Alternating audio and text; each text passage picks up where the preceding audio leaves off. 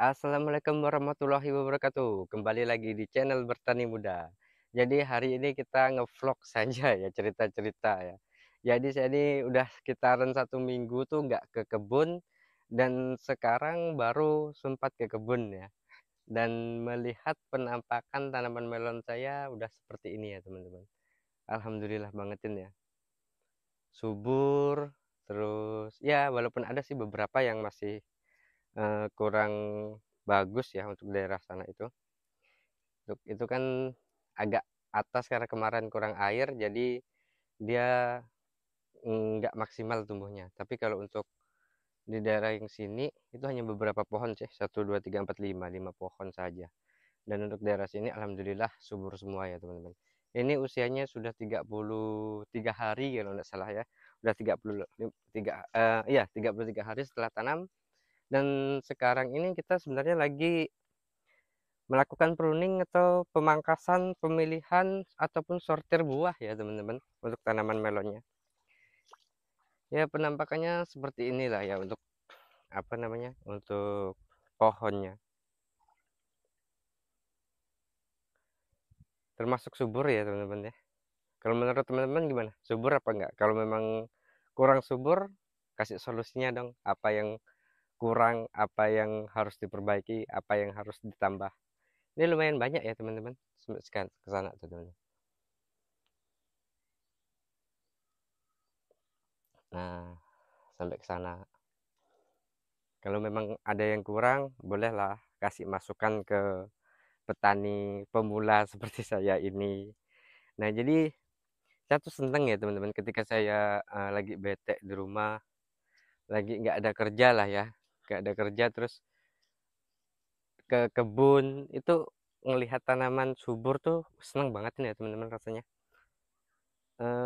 Kayaknya gimana gitu ya, pekerjaan kita, pengorbanan kita seperti waktu, biaya dan sebagainya itu bisa kayak terobati gitu loh, kayak nggak sia-sia gitu ya teman-teman ya.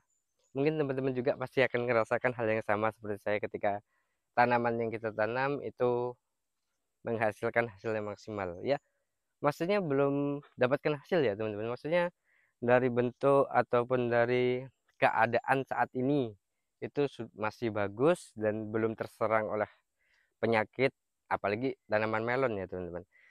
Tanaman melon kita tahu juga itu sangat sensitif untuk serangan jamur ataupun cendawan. Jadi kita sebelum melakukan sesuatu seperti pemangkasan ataupun pemilihan buah yang otomatis yang menggunakan gunting atau menggunakan apapun itu, diusahakan guntingnya ataupun alatnya harus benar-benar steril ya teman-teman, supaya melon kita ini enggak terserang oleh si jamur itu. Karena memang ketika tanaman sudah terserang oleh jamur, itu akan akibatnya fatal ya teman-teman. Itu susah sekali untuk diobati, karena ya tahu sendiri jamur itu serangannya tuh berbeda-beda. Ada yang bisa membuat busuk batang, busuk buah, layu fusarium dan sebagainya. Nah, kalau seandainya sampai 3 atau 4, 5 penyakit itu menyerang tanaman kita, apa nggak kita pusing? Bukannya ke ladang buat pikiran fresh, malah makin stres ya teman-teman. Nah ini, nah untuk di sini kita memang belum potong ya teman-teman, masih banyak cabang-cabang yang di bawahnya, belum kita pilih, belum kita pruning. Tapi kalau untuk yang daerah yang sebelah sana sudah kita potong, sudah kita pruning juga ya teman-teman. Sampai ke sana tuh sudah semua, tinggal yang sini yang belum, pelan-pelan lah. Karena memang untuk tanaman melon itu kalau menurut saya ribet ya, banyak banget kerjanya lah teman-teman. Nah itu timun ya teman-teman, ini baru 7 hari setelah tanam, tapi kita tanamnya tanam biji kemarin, enggak disemai terlebih dahulu. Ya ribetnya tuh apa ya, kita kalau melon kan seperti ini ya teman-teman, kalau nggak dirambatkan dia akan jatuh kayak gini. Nah seperti ini teman-teman, tapi kalau nggak dirambatkan nanti kan malah berantakan, yang ada nggak nyampe atas ya teman-teman. Ini sebenarnya udah sampai atas semua nih, cuma karena dia nggak dirambatkan jadi dia berbelok belok belok belok dan akhirnya ya udah ke situ, muter-muter ke situ aja.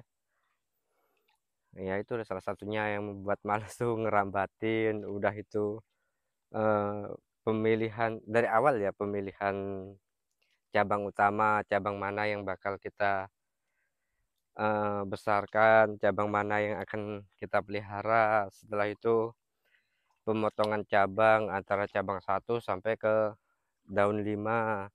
Setelah itu kita lakukan seleksi buah, buah mana yang akan seleksi calon buah dulu. Setelah seleksi calon buah baru kita seleksi buahnya. Setelah itu kita ikatnya, banyak lah pokoknya. Itu baru yang berkaitan dengan itu ya teman-teman, belum penyepraian, pemupukan dan sebagainya.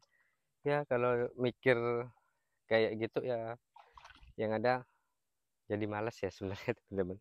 Tapi kalau hasilnya maksimal ya, walaupun pekerjaannya banyak, capek, ribet, ya tetap dikerjain.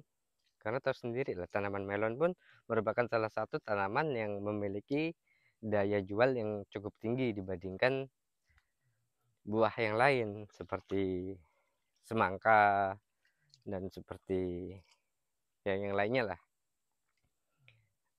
Jadi mungkin itu sajalah ya teman-teman cerita dari saya. Oke, salam petani muda.